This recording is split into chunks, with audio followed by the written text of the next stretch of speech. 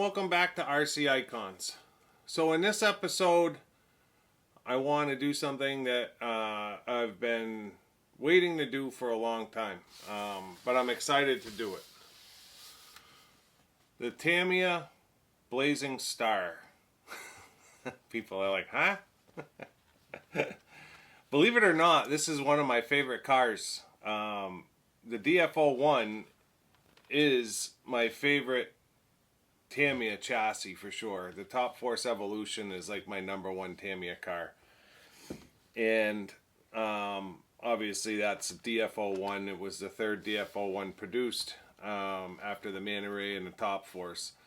But in this episode, I want to finish my Blazing Star. So this car came, it was never finished, came from Taiwan Kenny a few years ago. I've got the original box, manual, and decals, and I've also got a new unboxed kit. Also came from Taiwan Kenny. So this rig was released December 9th, 1997 under kit 58204? 58204. So Tamiya's 204th RC car. This is one of those models that Tamiya just kind of threw together.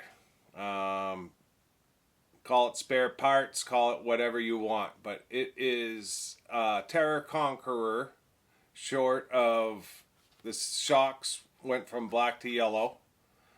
Still oil-filled CVAs, but they went from black to yellow, and the wheels changed from the orange 5-star to this white 5-star, and it's more like almost like a crawler truck tire. I love it. A lot of people don't. A lot of people, there's not a lot of love for the Blazing Star, from what I see. But I think it's great, and to be honest, when this thing is painted up in the PS16, which is the Avanti blue, the metallic blue, it looks unbelievable. So it has the Terror Conqueror body and wing, and then it's got you know, this orangey red striped with silver decal set that goes on with the blue, and when it's done, I think it just is a stunning car. You don't see a lot of these around. I'm not sure how many Tamiya made, but again, it's one of those that they just kind of, to me, it seems like they threw it together with spare parts just to make a new model, and that's fine. Like, Tamiya is known for that. So this car came with all of its electronics in it, or electrics in it already. Mechanical speed control, resistor. It's got a steering servo in it. I'm not sure what it is, and I can't really see it to read it. Yeah, I can't really see it to read it. Feels absolutely great. I don't know if Kenny used bearings when he put it together or not, but it's essentially just a stock car. It's got the stock prop shaft. Everything on it is 100% stock. Dog bones front and rear. So really nothing to speak of as far as performance parts, but that's fine. For me, it's more about having all of the DFO1s in the collection, and I do. But I would have bought this anyways just on the looks. I love the Terror Conqueror. That's one of my favorites. It's Caleb's favorite car. So for the Blazing Star, it looks exactly the same, just in a different livery, but for whatever reason, these wheels and tires do it for me. I love them. They definitely look odd on a buggy because they're so squared off, but I bet you this thing handles and rips on the dirt. I've never run one before, but we are absolutely going to get this thing running this spring. I'm not sure yet if we'll use the mechanical speed control. We may leave that stuff in there and just mount a hobby wing next to it or beside it, but yeah, we're definitely going to get this one out for a run. It's sporting the standard black N-Bell motor from 97. And these cars on their own just handle great anyways. So let me bring the camera over real quick. I'll show you the car. I'll grab the original body and decal set I have in the other box, and I'll show you this new unboxed kit. There's not a lot of presentation with the Blazing Star, I'll be honest. So the only DFO1, I've got them all built as far as the buggy. So the DFO1, just to backtrack a little bit, they did use this chassis on the Porsche Cheyenne, and then there was another rally truck that they did it on. I'm not sure if it was the exact chassis or if they modified it to a certain degree, but I know the DF01 was used on the Porsche Cheyenne, and there was another rally truck. Not sure if they changed wheelbase or anything like that. I'm really not familiar with those models, although it intrigues me enough to want to try to find one. And I know the Cheyennes usually command a pretty good penny. But the Dirt Thrasher and the Blazing Star were the last two that were produced. The Dirt Thrasher having the Terra Scorcher body on it, and then the Blazing Star having the Terra Conqueror body on it. They were the last two produced, 95 and 97, and it was at a time where Tamiya was pretty much done with doing blister packs. So when I show you the new in-box kit, there's no blister packs in there. It's more indicative of a kit you see nowadays. But I do have a new in-box Blazing Star. If I didn't love this car as much as I do, I probably wouldn't have spent the money on that, although I think I picked it up. It was like 180 bucks shipped from Taiwan, Kenya. I won it on eBay. So it wasn't like I had to break the bank to have this one. And in all honesty, if for some reason I decided to build this later, it's not a big deal. I don't have to have this in my new in-box collection, because my new in-box collection is more indicative of kits that came with great presentation or uber rare, right? So like my new in-box boost kit does not have a great presentation, but it's one of a handful maybe that are left in the world, right? So that's the reason for that one. This one, not so much. In fact, the Dirt Thrasher is the same way. There's no real presentation to the kit, so I've never really tried to source a new in-box kit. I've seen them come up here and there on eBay, but it's not something I would spend money on unless I was picking it up, like I said, for 150 bucks, you know, and that's just not going to happen. Someone that wants that kit for the car is going to spend more money on it than I would to have it as a kit. So enough chatter. Let me get the camera over. We'll take a look at the car or the chassis, the way that it sits. We'll show you where we're going as far as getting the body and decals done, and we'll get started. All right, now that I have you in position, so there's your standard DF01. Nothing special. Obviously, it's brand new, but you can see the shape of those tires. It's more like a crawler tire than it is a buggy tire, and I honestly think it looks badass. That's just my opinion. A lot of people don't like the look of it at all. Everybody's entitled to their opinion. So this is the box that came with that car, and it's hammered, it's cut up, it's taped up. The picture on the front is absolutely gorgeous. I apologize for the dog barking, but kind of is what it is. So when we open this up, we've got our original. I was curious. It's 58204. It's stamped with the number. There's some marking on it. There's no protective film. We're going to have to do our best to clean it up, because this has just been bouncing around in a box forever. So it's not going to be a minter by any stretch when it's done based on that body. But that's all right. Doesn't have to be. So we've got our Terra Conqueror body. We've got our Terra Conqueror wing. Sorry for the noise.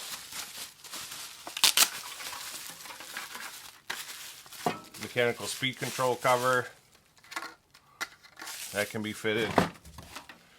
Yeah, we've got our Terra Conqueror wing. So yeah, it's all stamped 1997, and it's stamped Tamiya 1997, and it's stamped 58204. But it is all standard Terra Conqueror stuff, which obviously came out 93 Terra Conqueror. So 4 years earlier. We've got our Blazing Star manual, and then we've got our decal set.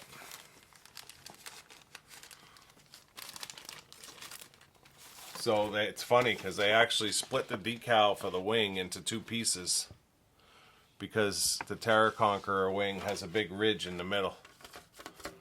And I don't know that they do that, and it's a big ridge. Like that would be hard to get a decal up and over. That's a pretty severe step in the wing.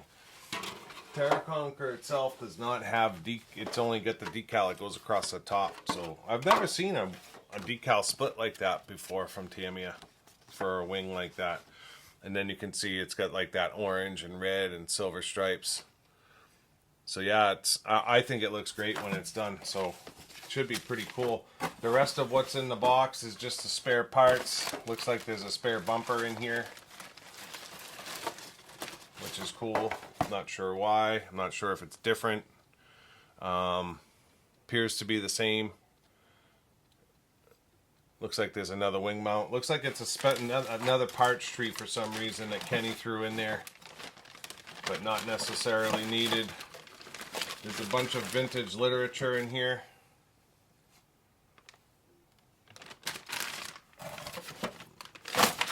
And then yeah, just spare parts. No driver figure for the Terraconquer. Spare shock oil, T-wrench. So that's the stuff we need. And then this would be the new in-box kit. So when we open it up, again, nothing special. It's literally all just thrown in there. So manual decals again. You get your body, wing, and chassis at the top. You've got all your parts trees down below. Wheels and tires are fitted for you already. And then you've got your box of hardware and stuff in here. So like I said, nothing special really to look at as far as kit presentation, which is why it wouldn't faze me for a second to build this at a later date. So, I mean, it's cool to have all the DFO ones, new in box, but I don't collect them just for the sake of collecting them. It's more about presentation than anything. I love looking at new in box kits that are all blister packed out and the whole 9 yards. I think it's absolutely stellar packaging. PS16 Advanti Blue, one of my favorite colors. I love the metallics.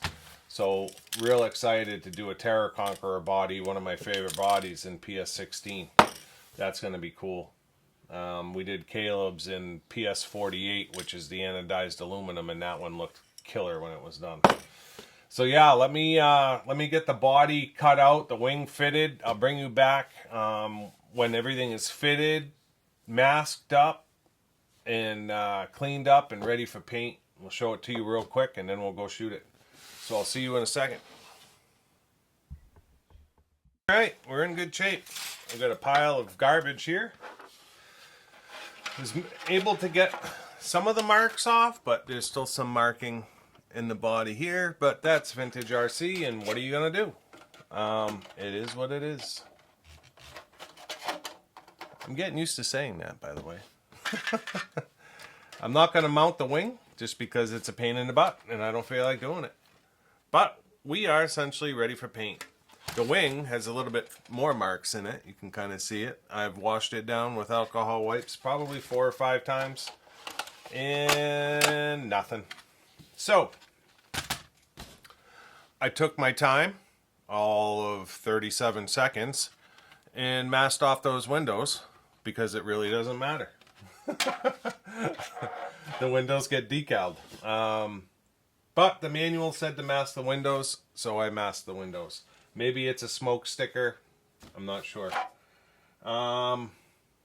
Yeah. Go warm up some paint. Give it hell. We'll see you back here in a second. Well, we've got a blue Terraconquer body. Looks awesome. I love this color. I love PS16.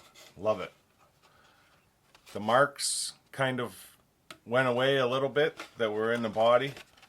Backed it in silver. I didn't want to back it in white because I didn't want it to go too light. And then anywhere where the paint really didn't get in very well, which always happens, I do need to clean the outside. I didn't put any protective covering on the outside of the body or the wing when I painted it. There's a little bit of silver showing in here, but not terrible. It's always hard to get inside the wing sides. But that was why I didn't want to use white, because that would show right through. Whereas the silver kind of just blends in a little bit better. So there's a light spot here in the back, but it's good enough. So we're gonna take out our window masks real quick. I did PS55 this just a hair.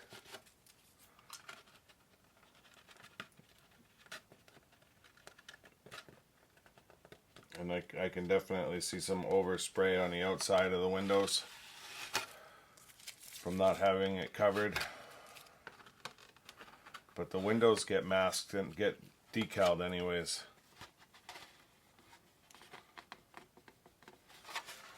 So that's on the outside. There's a little blue spot there. You can see it right there. That's on the outside. And there's a little bit of overspray on the outside. But overall, it came out really good. So over here, there's some silver. But I think that's on the outside as well. Actually, I'm 99% sure it's on the outside. So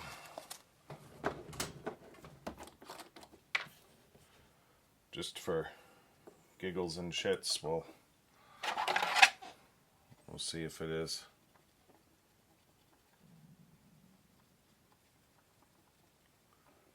The one on the front window was on the outside.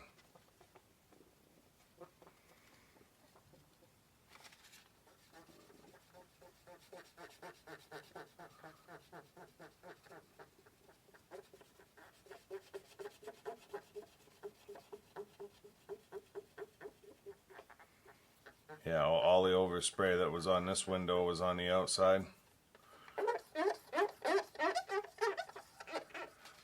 And then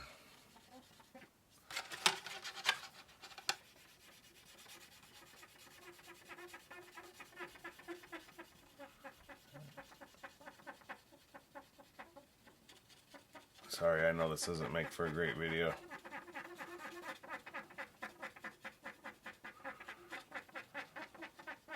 I didn't think about covering it till after, so you can see clean overspray. I didn't think about masking off the outside till after I already had a first coat on. I was just, I don't want to say I was in a rush, but I was anxious to get some blue on the body. I love spraying this color. And, you know, hit it with PS55, still didn't think about masking the outside. It wasn't until I put a first coat of blue in that I was like, you know what? I never masked the outside. Sometimes I forget with these old bodies that, you know, they don't have protective film on it.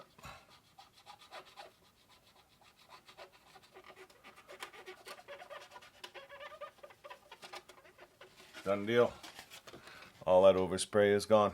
So now we've got a beautiful body ready to go. In fact, you know what? That might be on the outside as well.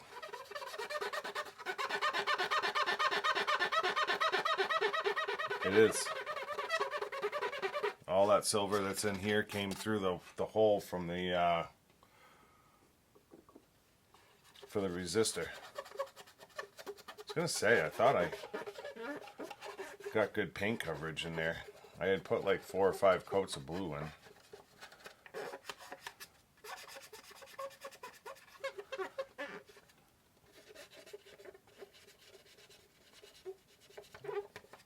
Perfect. So all that silver is gone now. I know this wing needs some love. Let's get some silver on this side.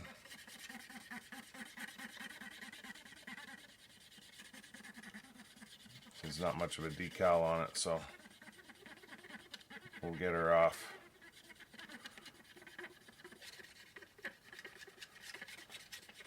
So I'm just gonna start cutting decals and putting them on. I don't know if I'll bring you back for the finished car or halfway through. Not really sure yet.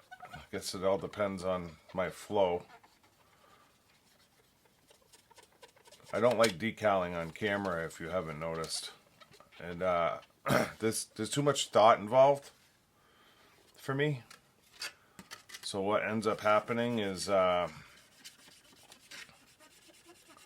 be long pauses with no talking, which is never good for video. Kind of like what's going on right now, right? I'm sitting here cleaning a wing, and I have to be thinking about stuff to talk about so that you guys don't just flip to another channel. Wings clean. That almost looks transparent in there.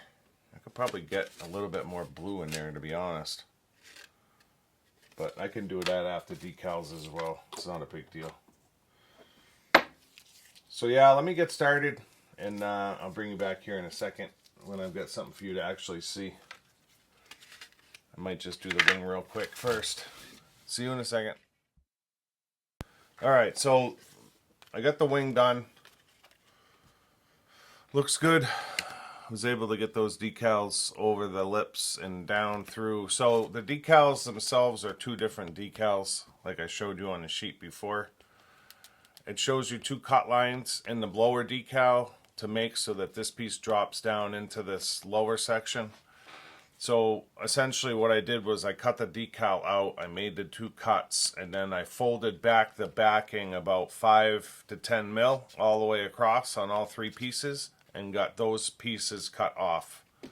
Then I brought my decal up in so that I was bumping into that back section where it starts to lift up. And I set this side, set the middle, set this side, and then I rolled the backing off, and as I rolled the backing off, I took my squeegee, and that kind of pushes the backing out, and just worked all three sides, essentially, to get it nice and flat, and then the star rolls over the bottom.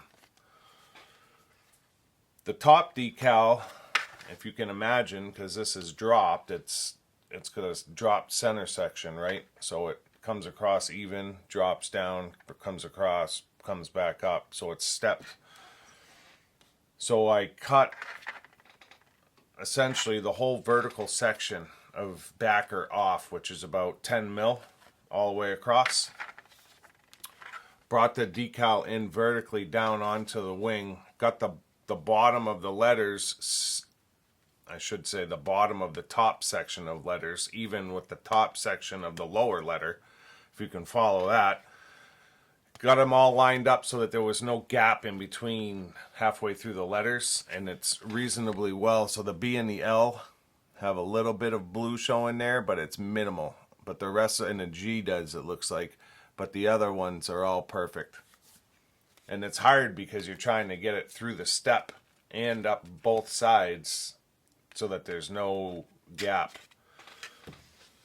So once I did that, I just kind of pulled the backing off, and then I took my squeegee and rolled it flat without trying to keep the bottom from kicking back out. So I would run this a little bit, keep it flat, run this a little bit, let that, because you're basically folding that decal. Didn't have, what I have, I had one air bubble over here in the silver, just sliced it very gently and squeegeed it out, and then there was two up here in the blue, because that's a clear decal, it's over that blue, but it doesn't. I was contemplating cutting it out, but you can't really tell that it's decal, so I'm just going to leave it. Then I did my sides, very simple on the sides, so the wing is essentially ready to go at this point. So now we have the body. So there's quite a bit of decaling on the body. So I'm just going to take it one step at a time, or one number at a time. Go in order like you usually do, and hopefully I can get everything to line up, because you're basically bringing all these decals are coming around the front of the body and have to line up on both sides, right? So there's going to be a little bit of finagling, and it's going to be finicky, but we'll get it. So I'm going to work that body right now and get the body done, and I'll bring you back here in a second with the body done, and then we'll get it mounted to the car, and that'll do it. There's no tire writing on these tires, being like a crawler tire for a truck. There's really no tire writing to speak on them, and I'm not really interested in putting tire decal on it. So that's essentially it. There's no driver figure for the car, although you could probably fit the Revive RC Top Force driver in there, or you could probably fit another driver in there. I don't know if I've ever seen a Terra Conqueror and or Blazing Star with a driver figure. That may be something we play with later in another video, because they've all got smoked windows essentially. So yeah, let me get the decals done here and I'll bring you back in a second. So I figured I'd bring you back because these 4 decals are what you call fun.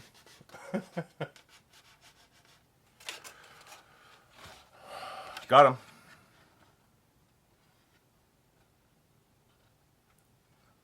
So first one goes in here. Windows go in.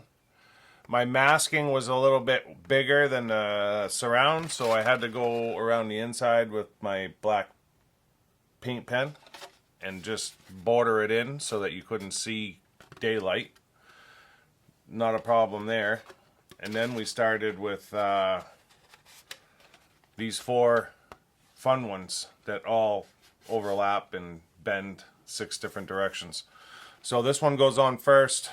I cut a piece of backer off up front, got it lined up with the aerial hole back here, set the front, peeled it back, got it where I needed it, folded it over, brought it down, no wrinkles, beautiful.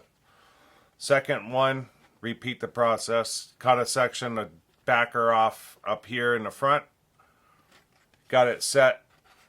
The separation between the upper stripes and the silver is right on that body line. So I basically held the decal in line with the body line and the separation of the colors. Got the front set, peeled the backer, let it fall down. Perfect. Wraps around the side. Then you take your next decal, which is a cut line right here, and then it wraps up, overlaps that one. So you have to get this part set exactly where you need it, bring it around, folding it up and then down in the back so that it follows the body line. Repeat the process again, only it's a little bit harder because you've got the aerial hole again that you're coming around. Had to lift this up a couple of times to get the air bubbles out of the crease. Ended up a little bit high, maybe a millimeter proud. Can't really see it over here. So that is looking good. Figured I'd show it to you at that stage though, because that was, that was some work. The next ones are the sides, the lower side stripes. Essentially are going to go here. They're going to follow that radius. So I need to get those cut out and on, and then the rest of it is literally badging. You've got your 4-wheel drive racer coming down the sides. I'm not even sure if that's the one for that side. Probably not. It's probably this one. But either way, we've got the numbers, the 4-wheel drive racer. We've got the larger stripes. We've got the driver, who is Harry Up. Hurry Up. We got to get him on there. And then there's a couple of round red Tamiyas that go on the upper wings here. And then some sponsorship that goes down in here. So I'm going to wrap this up, get it fitted to the car. I'll bring you back for the finished product. Alright, so you can see the car is finished.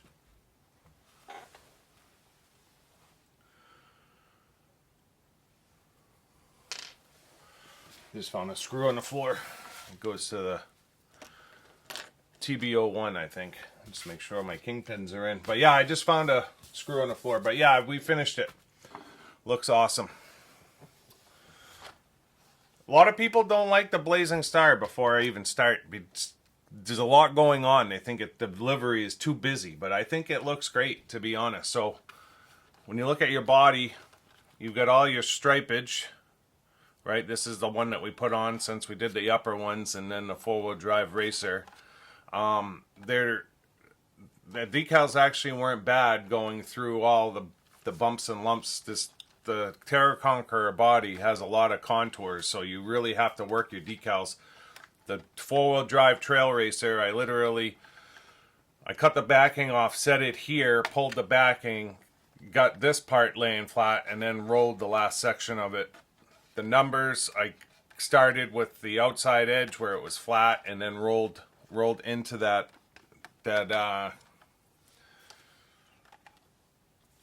shaped area, that concave area. So yeah, we mounted the wing, and that's it. I mean, you've got your sponsorship decals in the front. Everything went together really, really nice. But like I said, a lot of people, you'll see it in the comments. A lot of people will say that car does nothing for me. I love it. And I'll be honest, I'm excited to finally have it done behind the glass. This car sits right behind my chair, along with all the other DFO ones. And the decals are really laying nice. I had to take a blow dryer to this one here where it comes around this hard angle, but it's holding now. So yeah, I'm excited to finally have it done. I think it looks great. That PS16, the car could probably be lowered some.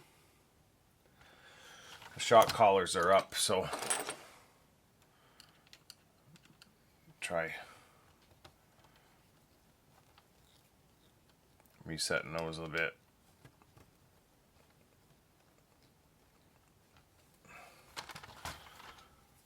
Because I do think it needs to be a little bit lower.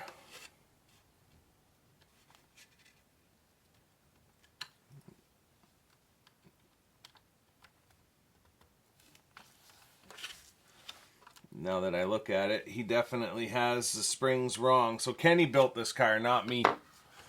And now that I look at it, these springs are different.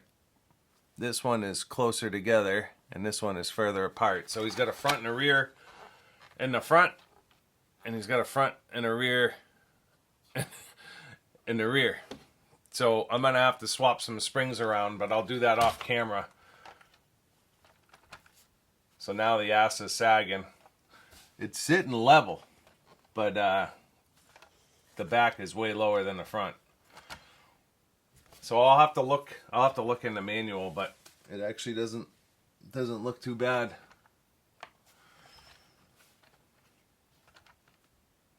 I'll definitely do that though, because it needs to be done. That thing needs to be about there, and it'll look so much better. So, just in case you were wondering, I went to put the mechanical speed control cover on. So it says right on the box, three-step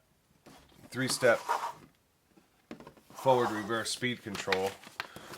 And when you look through the directions, it shows an electronic speed. It shows the CPR unit is what it shows, but it shows an electronic speed control, not the mechanical. And nowhere in this manual does it show a mechanical speed control and how to set it up. Now this was 1997. There's an insert in the box that shows your mechanical speed control setup. So nobody really knows when Tamiya went from mechanical to electronic speed controls, like as far as kits, but I can tell you in 1997 on the Blazing Star manual, they had already gotten away from manual speed control directions, and they did an insert if they put a manual speed control in the box. Now, I just built the Subaru 2001 WRC, which is a 2002 production year, and I believe that one had a 3-step manual speed control in it. I believe. Shows the CPR on the box. But for some reason I thought there was a manual speed control in that car. Maybe I'm wrong. So let me get the camera turned around to the other view and so I can get a closing done. See you in a second.